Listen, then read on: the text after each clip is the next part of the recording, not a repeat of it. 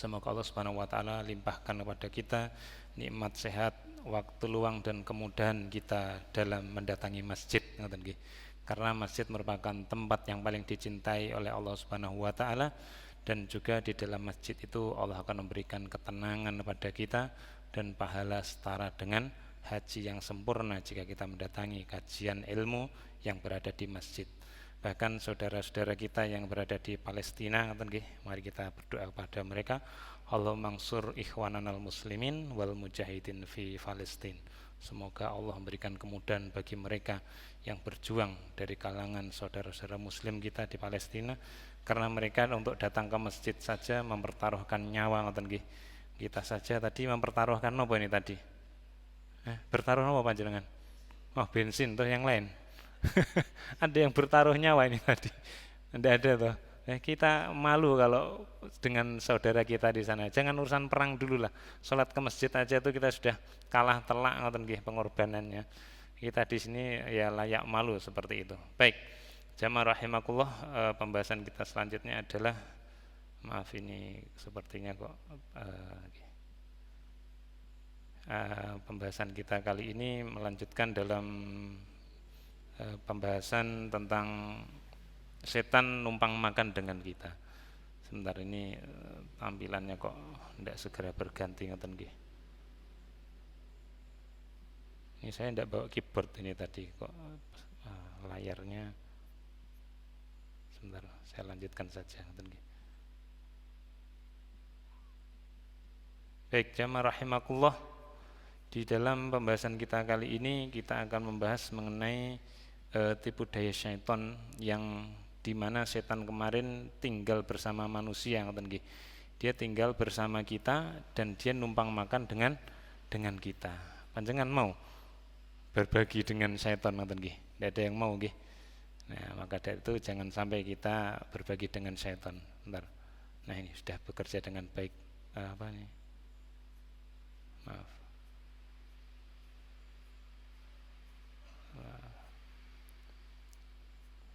Sebentar ini. Nah, ini agak error nih playernya. Baik.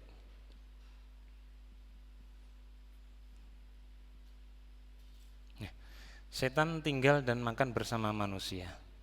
Di dalam perjumpaan yang lalu kita dapati bahwasanya syaitan itu bersama manusia dengan tujuan memperdaya agar bisa mendapatkan makanan dari manusia.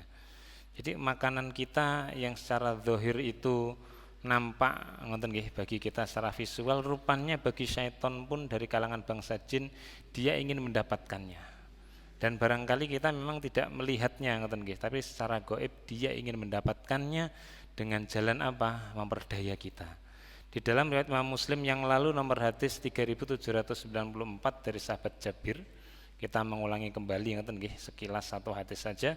Jabir mengatakan, sami'tu Nabi sallallahu alaihi wasallam yaqul, aku mendengar Rasulullah sallallahu alaihi wasallam bersabda, inna syaitana, sesungguhnya setan itu yahduru ahadukum, setan itu hadir ngoten nggih, hadir. Jadi dia datang dan juga melaksanakan profesinya. Tidak sekedar datang saja, kalau datang terus dia tidur itu ya disebut datang, tapi kalau datang memperhatikan, barangkali mengikuti rapat dan lain-lain, dia adalah hadir. Inda kulli syai'in min sya'nihi, di antara yang dia datangi itu ya salah satu manusia itu, tapi untuk semua urusan. Baik urusan apa nggih? Ya, kita bermain, beribadah, mungkin dan lain-lain, dia mendatangi kita di semua urusan.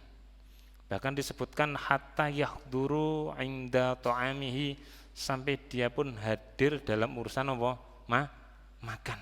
Ya, kalau tidak percaya ya dia itu akan mengambil bagian dari makanan kita. Syaitan ikut makan dengan perantara manusia. Jamaah rahimakumullah.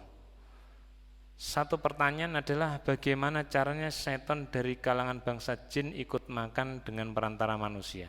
Kira-kira dengan cara apa? Yang pertama kemarin apa? Masuk ke dalam tubuh manusia. Dengan cara apa? manusia itu digoda agar tidak membaca zikir atau membaca asma Allah saat akan makan dan minum. Jadi tatkala kita akan makan dan minum itu akan digoda melalui nafsu kita. Tempat yang memang disediakan oleh Allah Subhanahu wa taala sebagai tempat jin untuk bersemayam dalam tubuh kita. Dan itu memang sudah disediakan oleh Allah Subhanahu wa taala. Dan disitulah dia mempermainkan nafsu sehingga kita ya bisa terperdaya oleh perbuatan mereka. Dalam riwayat Imam Muslim menurut hadis 3761 dari sahabat Hudzaifah, dia menceritakan, tatkala kami makan bersama Rasulullah sallallahu alaihi wasallam, kami tidak meletakkan tangan kami hingga beliau mulai meletakkan tangan beliau di makanan tersebut. Nah, maka tatkala beliau makan ada seorang budak perempuan meletakkan tangannya di makanannya. Kemudian Rasulullah mengambil tangannya, dihardik tangannya. Tidak lama dari itu orang Badui pun datang, melakukan perbuatan tadi, tangannya menyelonong mau ngambil makanan. Padahal Rasulullah itu kalau belum mengambil makanan para sahabat tidak mau ngambil. Ini kok ada orang yang seperti itu. Fa'akhadha biyadihi, Rasulullah pun meraih tangannya. Kemudian apa yang terjadi? Rasulullah bersabda, sesungguhnya syaitan itu ingin mendapatkan makanan. Nah, tapi syaratnya apa? An la yadhkarasmullahi alaihi, yang di situ orang tidak mau berzikir atau menyebut nama Allah. Jadi kita diperintahkan untuk menyebut nama Allah sebelum makan. Seandainya itu tidak kita lakukan, maka sesungguhnya kita sedang terperdaya oleh siapa? Oleh syaitan tadi. Nah, maka Rasulullah mengatakan, dan dia ingin mengambil makanan itu dengan jalan menguasai perempuan ini, si budak ini, untuk mendapatkannya, dan diajak untuk tidak membaca doa sebelum makan. Maka aku meraih tangannya. Dan Rasulullah mengatakan, cara yang kedua dia ingin melakukan yang hal serupa tapi dengan manusia yang berbeda, melalui orang laki-laki Arab Badui untuk mendapatkan makanan tadi dan ingin langsung dimakan. Dan tidak mau menyebut nama Allah, maka aku pun meraih tangannya. Kemudian Rasulullah mengatakan, demi jiwaku yang berada di tangannya, Rasulullah bersumpah, sesungguhnya setan itu tadi tangannya itu sedang berada di tanganku. Sudah aku pegang seperti yang kalian lihat, ada tangan manusia tadi, laki-laki atau perempuan yang sedang aku pegang dan aku hardik. Jadi sesungguhnya tatkala manusia itu makan tanpa menyebut nama Allah, setan dari kalangan bangsa jin itu bisa mendapatkan bagiannya. Maka itu yang kita tidak diperkenankan oleh Allah Subhanahu wa taala. Kemudian jamaah rahimakumullah, kita akan melanjutkan dalam pembahasan kita. Bahkan setan dari kalangan jin itu masuk ke dalam tubuh manusia, ingin ikut masuk ke rumah dan menginap. Kemudian langkah yang kedua adalah dia mengajak manusia tidak berzikir tatkala makan dan minum. Terutama tatkala di rumah, dia mengajak manusia untuk tidak membaca doa masuk rumah. Sebagaimana riwayat Muslim yang kemarin kita pelajari dari sahabat Jabir pula, dia mengatakan, sesungguhnya beliau, si Jabir ini mengatakan, aku mendengar Rasulullah sallallahu alaihi wasallam, idza dakhala rajulu baitahu, jika seseorang laki-laki itu masuk, artinya mau masuk ke dalam rumahnya, Rasulullah mengatakan fadzakarallahu, maka yang benar adalah dia itu menyebut nama Allah. Kalau kejadiannya seperti ini, seorang datang kemudian ingin masuk ke rumahnya membaca nama Allah, doa masuk rumah, ingda duhulihi, ketika ia akan masuk melalui pintu masuknya. Mungkin lebih tepatnya duhul itu tempat masuk, bukan pintu. Jadi apapun yang ada di dalam rumah kita, rumah kita kan ada batasan teritori sekaligus temboknya, batas samping, batas atas. Kalau misalkan tidak punya pintunya masih dibetulkan, kita masuk lewat jendela, ya harus baca doa ini, ingda duhulihi, melalui tempat masuknya.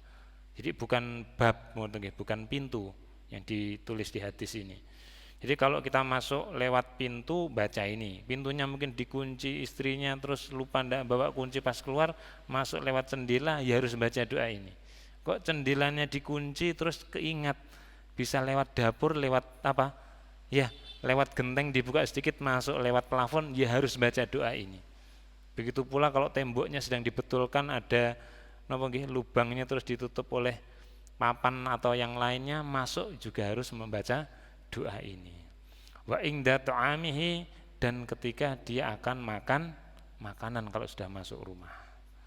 Kemudian kalau orang melakukan seperti itu, berdoa sebelum masuk rumah, berdoa sebelum makan, maka syaitan dari kalangan jin pun berkata, la mabita lakum. Wahai bangsa jin, setan-setan bangsa jin yang ada di luar rumah, kalian tidak bisa menginap. Jadi dia mengatakan pada temannya, kita tidak bisa menginap loh. Dia masuk rumah membaca asma Allah. Wala asya'a, dan tidak bisa makan. Jadi rupanya pembatas antara jin untuk bisa menguasai masuk ke rumah kita, dan kita juga tidak bisa diambil bagian dari makanan kita adalah dengan membaca doa. Doa ini amalan sederhana dari lisan saja, tapi bisa mengakibatkan perbedaan yang sangat signifikan. Bukankah dengan lisan itu bisa menghalalkan yang haram? Begitu pula dengan lisan pula bisa mengharamkan yang halal. Misalkan ijab kabul nih, laki-laki perempuan yang haram untuk berkumpul, tapi setelah mengucapkan saja saya terima nikahnya, setelah itu apa? Halal. Begitu pula tatkala seorang laki-laki menyampaikan talak kepada istrinya, saya talak kamu, detik itu pula menjadi haram. Ini doa atau lisan ini memberikan apa? Dampak yang signifikan. Berbeda hukumnya. Kemudian Rasulullah mengatakan, kalau sebaliknya, wa idza dakhala, apabila seseorang masuk falam yadhkur Allah, tidak membaca nama Allah inda dukhulihi, ketika masuk rumahnya, barangkali buru-buru atau sengaja, qala syaitan, maka setan pun berkata, atroktum al mabita, kita bisa mabit di sini, kita bisa menginap. Jadi masuknya setan dari kalangan jin kepada rumah kita dan menjadikan rumah ini menjadi tempat tinggalnya, dia seenaknya berbuat di dalamnya, adalah akibat perbuatan kita sendiri. Apakah kita mau membaca atau tidak, maka dampaknya akan kita terima.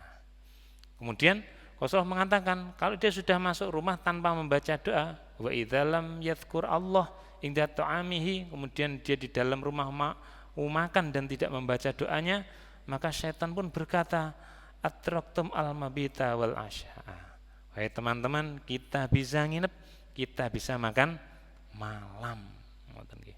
Jadi orang yang seperti ini adalah orang yang menjadi hizbus syaiton, hizib kelompok. Karena apa? Dia membantu syaitan untuk mendapatkan apa?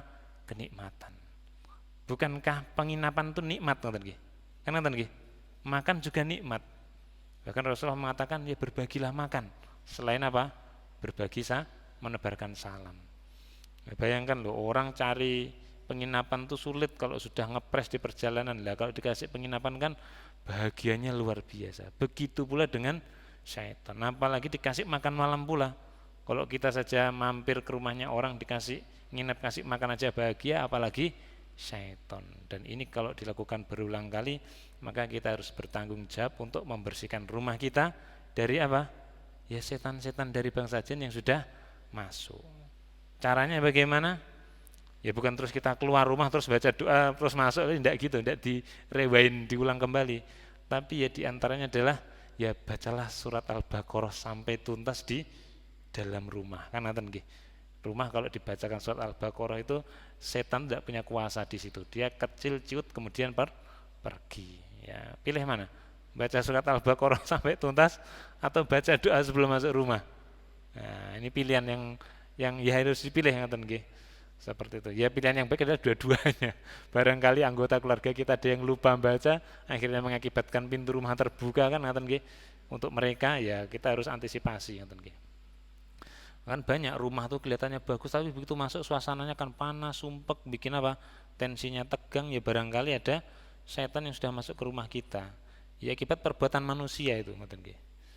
Baik, selanjutnya jamaah rahimakumullah. Di antara beberapa cara yang sudah kita dapati di pertemuan yang lalu, bagaimana cara lain setan itu bisa ikut makan dengan perantara manusia. Yang pertama tadi membuat manusia tidak membaca doa. Yang sebelumnya adalah apa? Ya dengan masuk ke tubuh manusia tadi. Nah, ini Rasulullah mengabarkan ada cara lain. Cara yang kedua adalah yang pertama dia masuk ke dalam tubuh manusia melalui nafsunya, bukan dirasuki, ngoten lho. Kemudian menggoda manusia agar saat makan dan minum menggunakan tangan kiri. Pernah makan minum tangan kiri?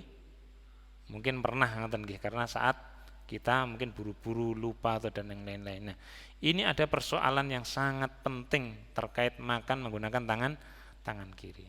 Bukan masalah tangan saya kan dua, yang kanan makan bawa makanan, yang satunya bawa makan satunya ya makannya ya kiri kanan, ya bukan itu problemnya. Dikatakan oleh Rasulullah sallallahu alaihi wasallam. Diriwayat Imam Muslim nomor hadis 3764, masih dalam bab adab makan dan minum, dari kakeknya Ibnu Umar dikatakan, ana Rasulullah sallallahu alaihi wasallam qala. Rasulullah bersabda. Perkataan Rasulullah, idza kala ahadukum, jika seseorang di antara kalian akala makan. Nah, perintahnya apa? Fal yakul, maka tuh hendaknya dia makan biyaminihi, dengan tangan kanannya.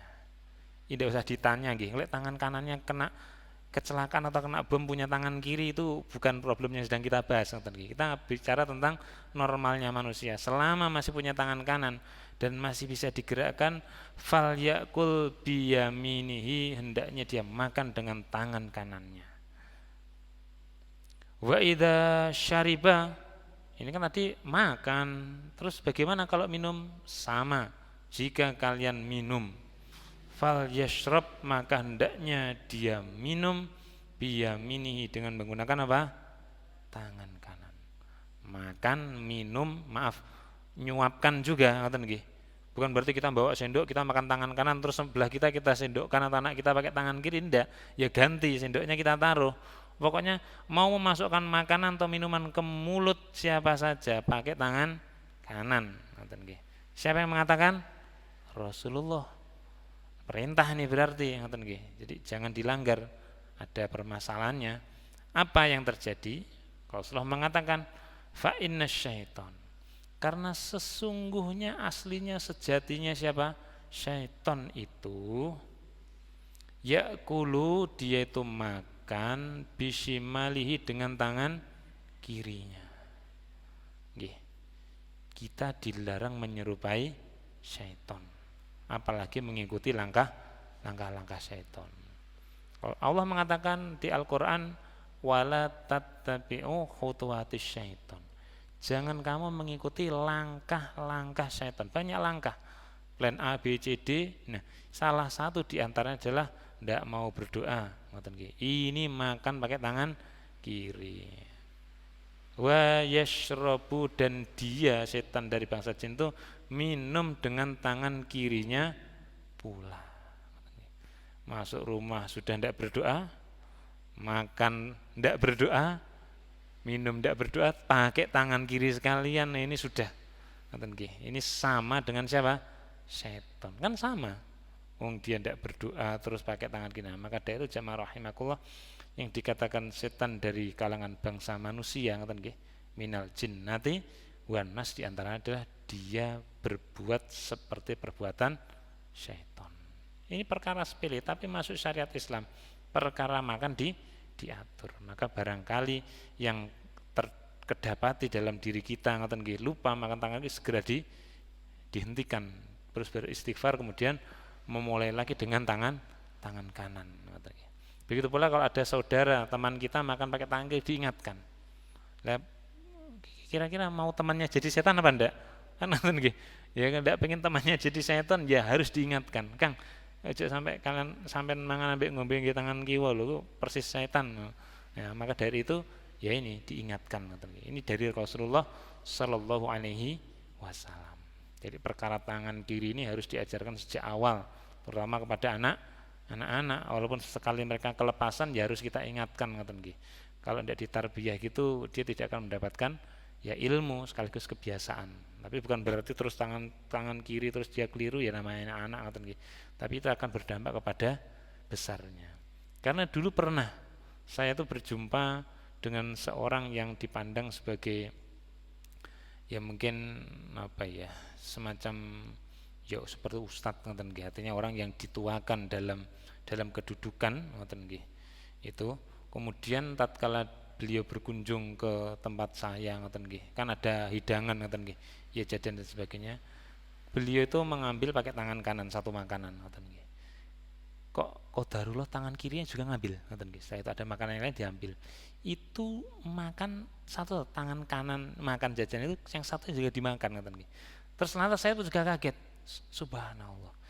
Ini kok bisa terjadi seperti bagaimana ngoten nggih. Jadi kan akhirnya kita bingung. Kalau mereka ini berkedudukan seperti itu kok dirasa kok sengaja tuh ya aneh ngoten nggih.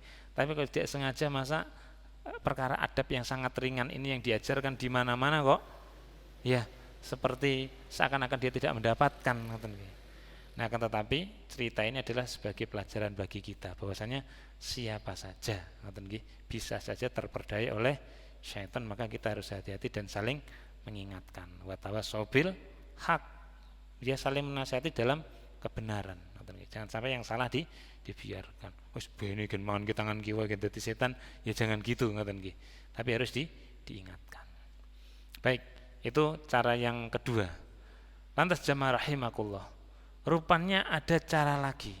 Ya ini, di antara cara-cara setan agar setan dari bangsa jin bisa ikut makan dengan perantara manusia. Artinya setannya itu setan manusia ditunggangi oleh dia. Cara selanjutnya adalah cara yang ketiga, sama seperti yang sebelumnya, setan itu masuk ke dalam tubuh manusia bersemayam di dalam nafsunya, kemudian menggoda manusia agar membiarkan makanan yang jatuh. Kita makan ada kemungkinan makanan kita jatuh, entah itu patah, serpihannya kelebihan ngoten nggih, mungkin kita nyendoknya berlebih dan sebagainya ngoten nggih, atau tatkala membawanya tidak hati-hati ada yang jatuh ngoten nggih. Ini juga masuk problem urusan dengan setan, padahal kita diminta untuk melawan perbuatan syaitan. Yang dimaksud menggoda manusia agar membiarkan makanan itu tetap jatuh ada di dalam riwayat hadis Imam Muslim nomor hadis 3794. Dalam nomenklatur babnya ini nanti akan kita dapati sunnahnya menjilat jari dan piring. Barangkali agak aneh, jari kok dijilati, piring juga seperti itu. Maaf bukan piring yang dijilati gini ndak, tapi yang ada di piring itu diambil, pakai tangan atau pakai apa sendok atau alat makan yang ada di wilayah itu untuk ya menghabiskan yang ada di piring itu. Jadi tidak diperbolehkan, atau dalam kata lain seharusnya muslim sejati itu, bukan muslim saja nggih, orang Islam sejati adalah kalau makan makanannya itu piringnya jadi kosong kembali layaknya sebelum ditaruh makanan. Perkara dia tidak kuat makan ya makan sedikit saja, nanti kan nambah bisa, jangan ngambil buahnya terus nanti disisakan ngoten nggih. Tapi bagaimana korelasinya? Dalam riwayat ini dari sahabat Jabir, qala dia berkata, Sami'tun Nabiy sallallahu alaihi wasallam yaqul, aku mendengar langsung Rasulullah bersabda, Inna syaitana yahduru ahadukum inda kulli syai'in min sya'nin. Ini hadis yang sudah kita dapat di awal-awal ngoten nggih. Rupanya panjang hadisnya. Yang saya cuplik untuk menunjukkan bahwasanya setan itu mendatangi setiap di antara kita untuk semua hal di setiap saat hatta yahduruhu inda ta'amihi, sampai dia hadir pula dalam perkara makan. Apa yang dia urusi perkara makan kok dia ikut nimbrung ngoten nggih. Karena suatu ketika Rasulullah mengatakan boleh jadi fa idza saqatat min ahadikum al-luqmah, jika suapan dari apa makanan kalian itu jatuh, misalkan pakai tangan atau pakai sendok ngoten nggih, mungkin maaf agak banyak takarannya, wis sendoknya segini munjung gini masuk mulut kelebihan terus kemudian jatuh atau dan lain-lain hal ngoten nggih. Begitu jatuh tidak pada mulut, tidak pada nampan tapi langsung kepada meja atau bahkan maaf sampai ke lantai pula.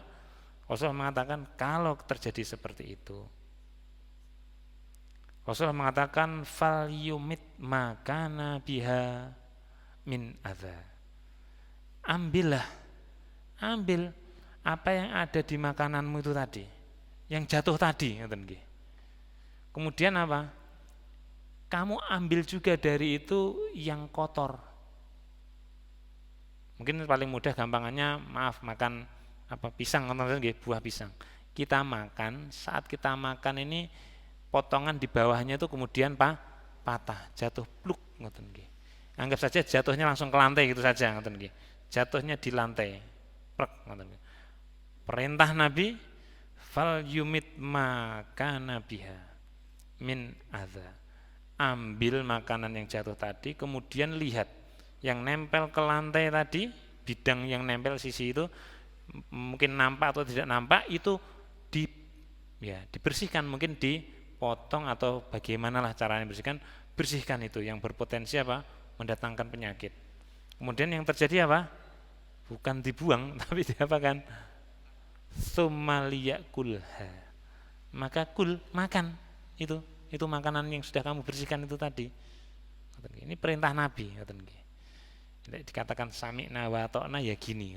Jadi tidak usah bingung ini lantainya kotornya seberapa, bahkan jatuh di tanah pun kalau itu jumlah makanannya banyak, kalau jumlahnya sedikit mungkin mungkin kita tidak mampu, dalam kategori mampu untuk mengambil dan bersihkan udah kecilnya, ya itu barangkali kita bisa dimaafkan perkara itu, tapi usahakan diambil terus dibersihkan, entah dipotong atau dicuci lagi sisanya, kemudian dimakan sisanya tadi. Siap? Siap. Mikir dulu. Nah, usahakan, karena dengan begini kita akan mendapatkan satu pahala sunnah karena mengikuti perintah Rasul.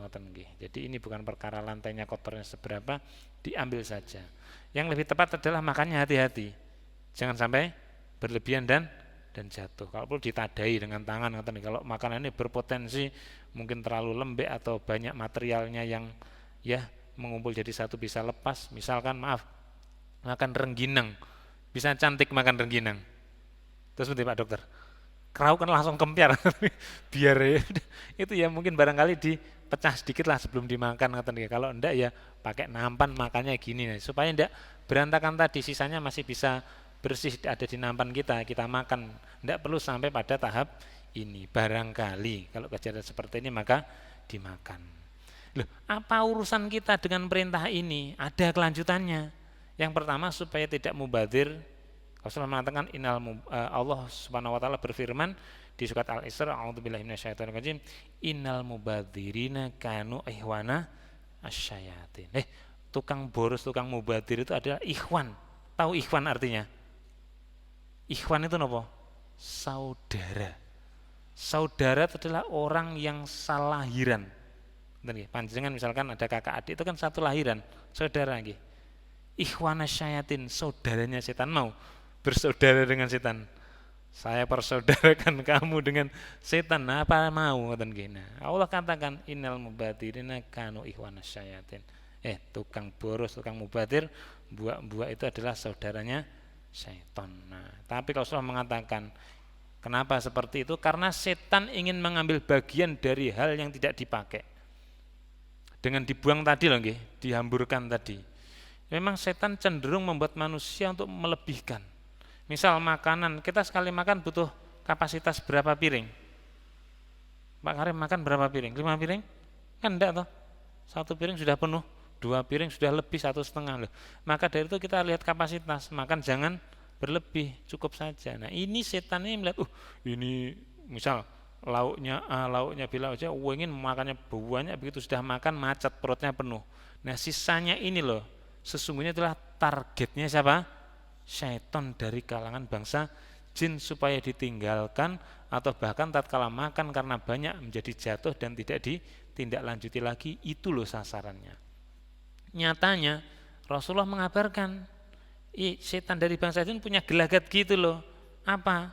Wala yada'ha lisyaiton, jangan kamu biarkan yang banyak sisa kebuang jatuh tadi untuk dimakan syaitan.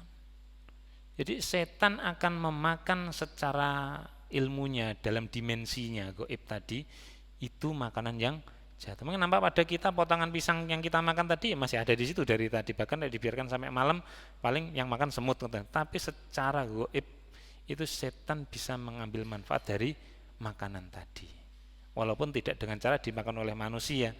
Kalau ingin mengambil cara itu, setan membuat manusia tidak membaca doa, bisa mendapatkan manfaatnya. Kalau tidak gitu, dibuat makanan jatuh. Mungkin dia masuk rumah berdoa, makan berdoa, tapi dibuat makanannya itu atau makannya buru-buru atau berlebih sehingga sisa atau jatuh dan tidak ditindaklanjuti lagi. Ini yang mau dimakan oleh setan. Jadi tidak luput dalam berdoa, tapi masih menyisakan makanan yang tidak ditindaklanjuti lagi. Ini kata Rasulullah, jangan biarkan itu karena akan dimakan syaitan. Nah, kalau ngasih makan setan, sedekah kepada manusia saja atau bahkan kepada hewan lebih baik kan ngaten nggih.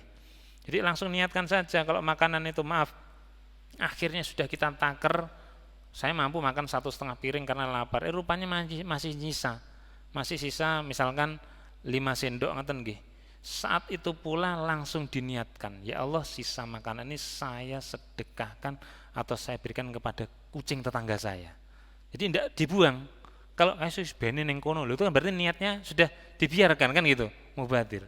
Langsung niatkan, ya Allah, ini saya sedekahkan kepada semut. Mungkin pandangan lihat jalan ada semut lewat, langsung kasihkan ke situ.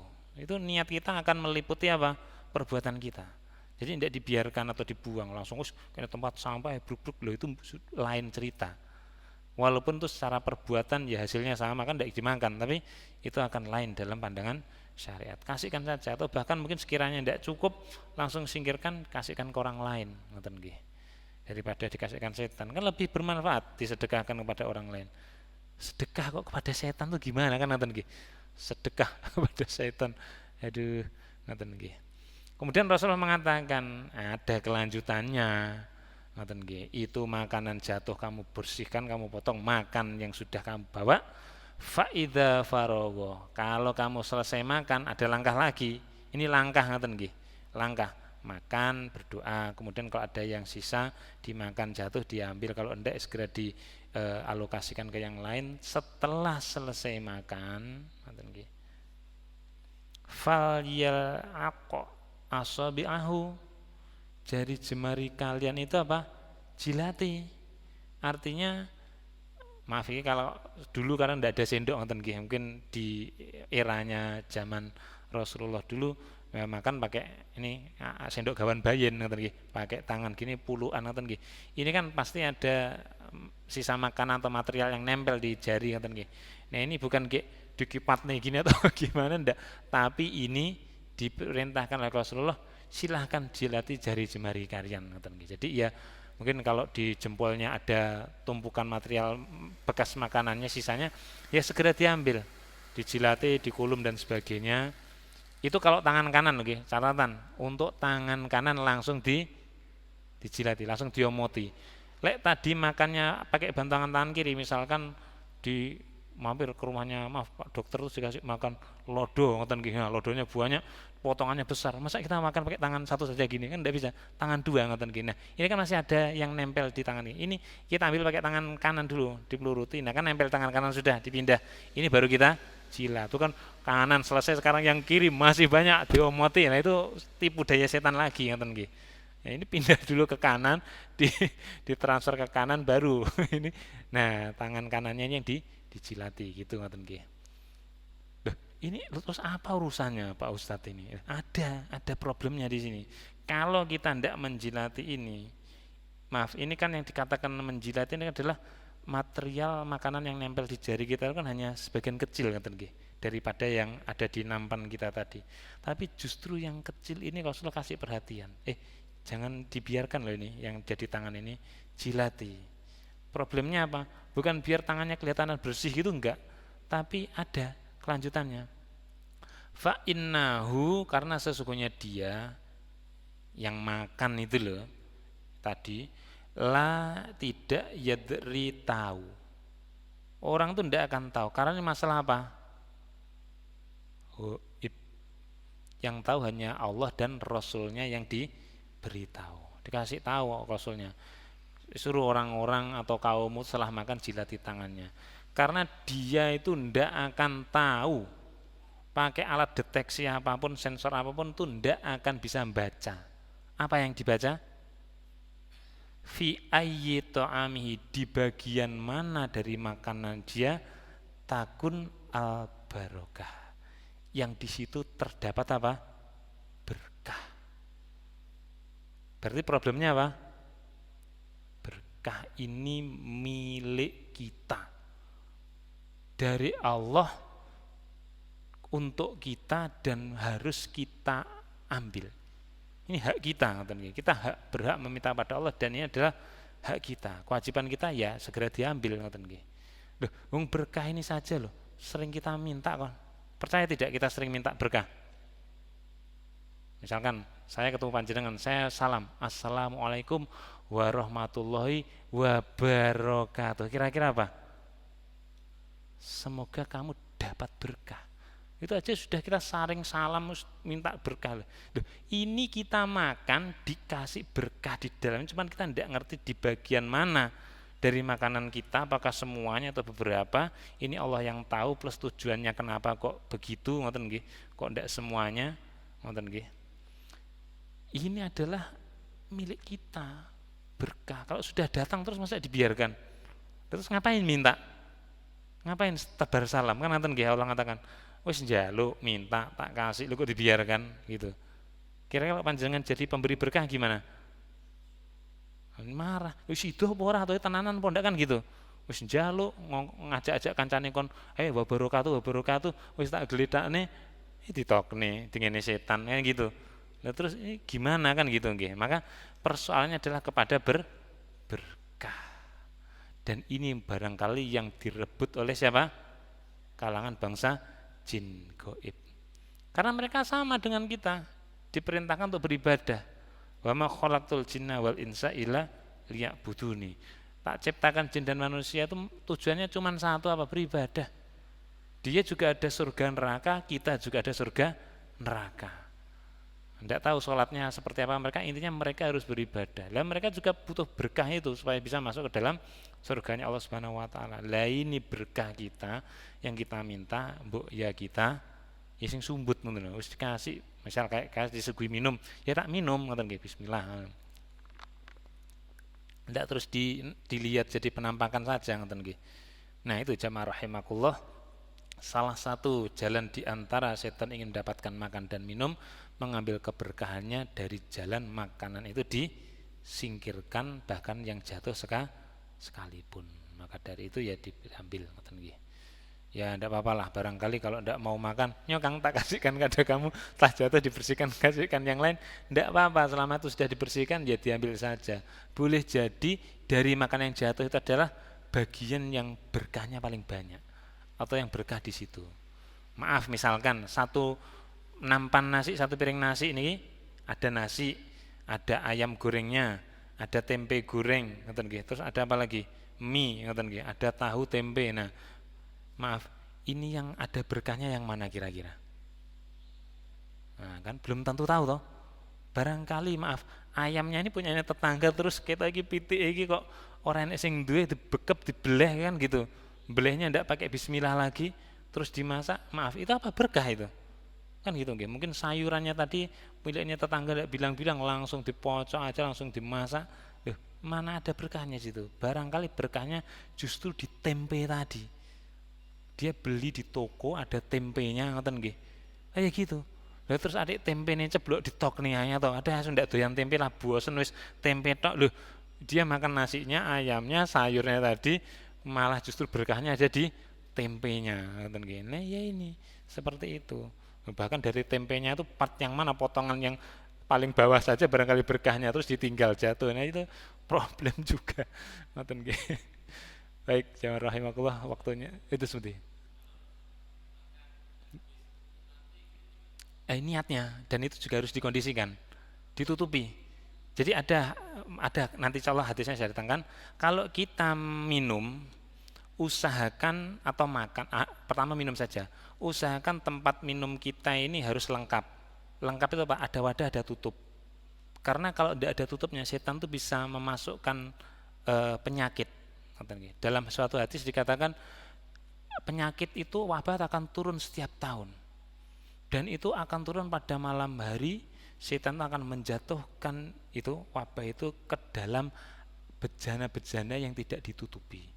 Maka kata Rasulullah, maka bejana itu tutupilah. Kalau kamu minum, ikatlah apa itu? Kalau dulu kan pakai kain apa atau mungkin kulit, sumbetnya tolong disumbet seperti itu. Jadi tatkala kita makan, minum misalkan minum tadi, kalau tidak ada tutupnya, pakai sendok. Tapi itu harus ada satu lagi ritualnya atau kaifiahnya. Tutupkan dengan bismillah, ditaruh.